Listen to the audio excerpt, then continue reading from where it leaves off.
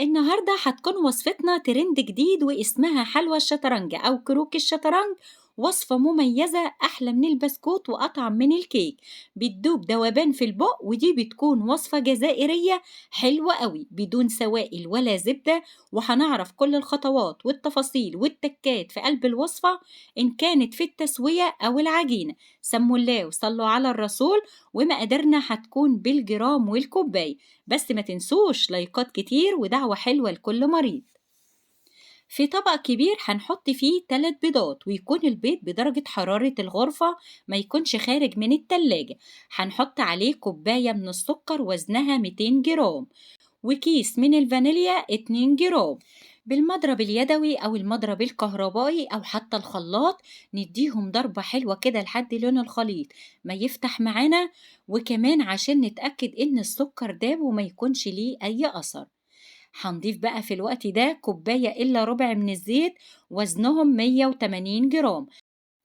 ندوبه حلو قوي لحد الزيت ما يختفي وما يكونش ليه أي أثر، وقوام الخليط بيكون تقيل معانا شوية زي خليط الكيك بالظبط. ده شكل الخليط لحد كده تمام. ندخل بقى على أهم مرحلة، وهي كمية الدقيق هنضيفها ازاي. أنا معايا 500 جرام من الدقيق بيعادل 4 كوبايات دقيق متعدد الأغراض اللي هو استخراج 72. في البداية كده هحط نص كمية الدقيق، مش هحط الكمية كلها، وهنعرف ليه دلوقتي. وهضيف عليه كيس من البيكنج باودر 16 جرام، ولازم أنخل البيكنج باودر لأن ساعات بيكون فيه تكتلات. ورشة بسيطة جدا من الملح. بالمضرب اليدوي أو بالمعلقة السيليكون هنديله تقليبة كده لحد الدقيق ما يختفي وما يكونش ليه أي أثر، ويبقى معايا قوام العجينة زي قوام خليط الكيك بالظبط. وكده بيكون المضرب اليدوي مهمته خلصت. نركنه على جنب بقى، وهناخد الخليط ونقسمه على نصين، وكل نص قد التاني. أنا بصراحة وزنت الخليط معايا 800 جرام أو 790 جرام، يعني قسمته على طبقين، كل طبق فيه 400 جرام. ولو ما عندكش ميزان اقسميهم بالنظر كده بالويم يعني، وكل نص يكون قد التاني. تمام لحد كده. عرفتوا ليه اني ما حطيتش كمية الدقيق كلها على العجينة؟ عشان اقدر اظبط قوام العجينة البيضاء وقوام العجينة البني. معايا باقي الدقيق كنت راكناه على جنب. هناخد أول نص من العجينة وهنضيف عليه الدقيق بالتدريج واحدة واحدة، يعني هضيف معلقتين معلقتين كده لحد العجينة ما تتلم معايا. وخلي بالكوا دي عجينة بسكوتات، يعني ما بتتعجنش، هي يدوب بس بتتلم بطراطيف صوابعنا. ولما تختبري العجينة اختبريها بإيدك النظيفة مش بإيدك اللي كنت بتلمي بيها العجينة، عشان حتى إنيها تلزق معاكي. وبسم الله ما شاء الله اتلمت معايا بالشكل ده وما بتلزقش. هكور حتة كده وزي ما انتوا شايفين هاخدها بقى واغلفها في كيسة واركنها على جنب، ما تسيبيهاش متعرضة للهواء. نجيب النص التاني من العجينة وهضيف عليه معلقتين كبار من الكاكاو وزنهم 40 جرام. ولازم تنخلي الكاكاو لأن بيكون فيه تكتلات زي ما انتوا شايفين.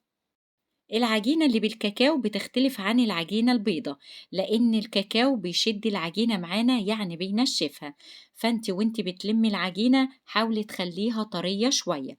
وهنضيف الدقيق بالتدريج واحدة واحدة كده لحد العجينة ما تتلم معايا، بس أهم حاجة ما تنسيش إنها تكون طرية معاكي شوية عشان ما تشققش معاكي في قلب الفرن بعد السوى.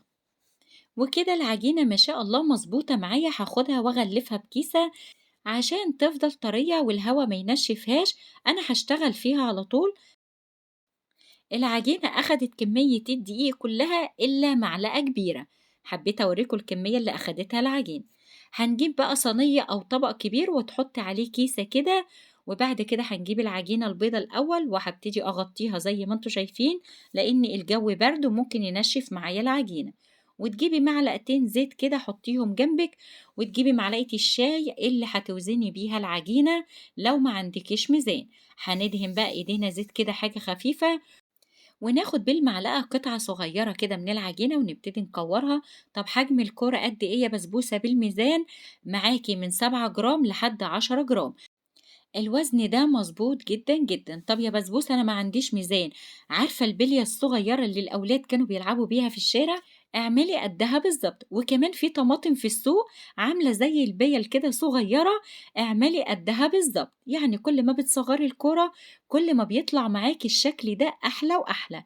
هنجيب بقى العجينة البُني ونكوّرها زي العجينة البيضا، بس في حاجة هنا لازم تغطّي العجينة عشان الهوا ما ينشّفهاش، وتاني حاجة العجينة البيضا بتريّح معانا شوية غير العجينة البُني، لإن العجينة البُني زي ما قُلت لكم الكاكاو بيشد العجينة شوية يعني بينشفها شوية. تمام لحد كده وكورت الكمية زي ما انتوا شايفين.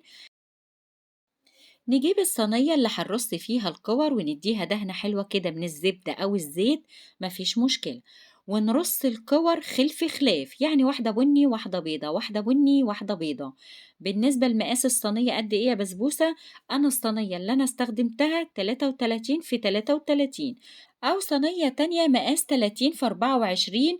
بصي ما تتأيديش بأي صينية معينة، الصينية المتوفرة في قلب بيتك رصي فيها الكور، ولو اتبقى معاكِ كِوَر زيادة حطيها في طبق صغير أو صينية صغيرة وكمّلي باقي الوصفة. بعد ما تخلّصي راس الصينية ادّيها ضغطة خفيفة كده بإيديكِ، ضغطة خفيفة اوعي تضغطي جامد، وده بيكون الشكل النهائي بسم الله ما شاء الله. الزيت بيدّيها لمعة حلوة زي ما أنتم شايفين. أمّا بقى بالنسبة لطريقة التسوية، بتكوني مسخّنة الفرن كويس جدًا، جدًا، وبتدخّلي الصينية على الشبكة اللي في النُص على درجة حرارة 180 اللي هو سِوَى الكيك لمدة 15 دقيقة. بعد كده بتهدّي النار على 160 مدة 15 دقيقة التانيين. هو بصراحة السِوَى أخد معايا 30 دقيقة بالضبط، فأنا حطيت 15 دقيقة في الأول على 180 وال15 دقيقة التانيين على 160. وأكيد زي ما إحنا عارفين مدة السِوَى بتختلف من فرن لفرن، وأول ما تخرج من الفرن على طول زي ما أنتم شايفين ادهني وشها، عندك مربى أي نوع مربى، عندك السيرب التقيل اللي هو الشربات التقيل بتاع الكنافة، أي حاجة أنتِ حاباها. أنا بصراحة معايا مربى المشمش قُلت أدهن بيها وشّها، بس لقيتها تقيلة شوية، فأخدت معلقتين على النار وزوّدت عليها كان عندي شربات خفيف ودوّبتهم كده وبدأت إن أنا أدهن وشّها، وبسم الله ما شاء الله ده بيكون الشكل النهائي لحلوى الشطرنج أو بسكوت الشطرنج أو كروك الشطرنج أيًا كان اسمها، بس بصراحة طعمها زي العسل، حلو أوي، أوي.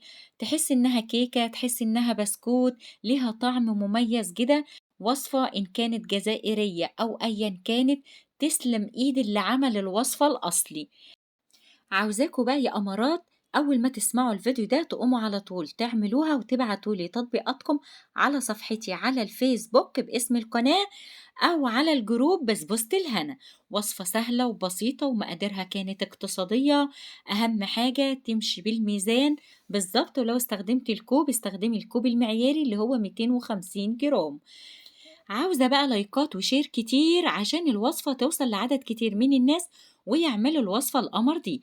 ولما تشتركوا في القناة تفعلوا جرس الكل عشان يوصل لكم إشعارات بالوصفات الجديدة. وزي ما متعودين في كل فيديو هنقول على مقاديرنا تاني بالجرام والكوباية.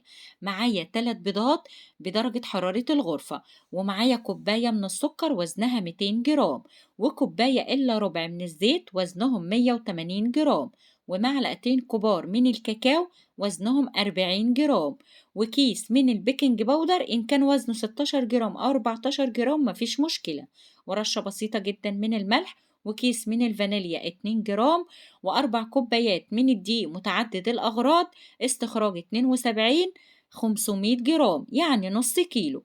وبالنسبة للصينية أي صينية متوفرة عندك. أما بالنسبة لدرجة الحرارة على 180 اللي هو سوى الكيك نص المدة، والنص التاني على 160.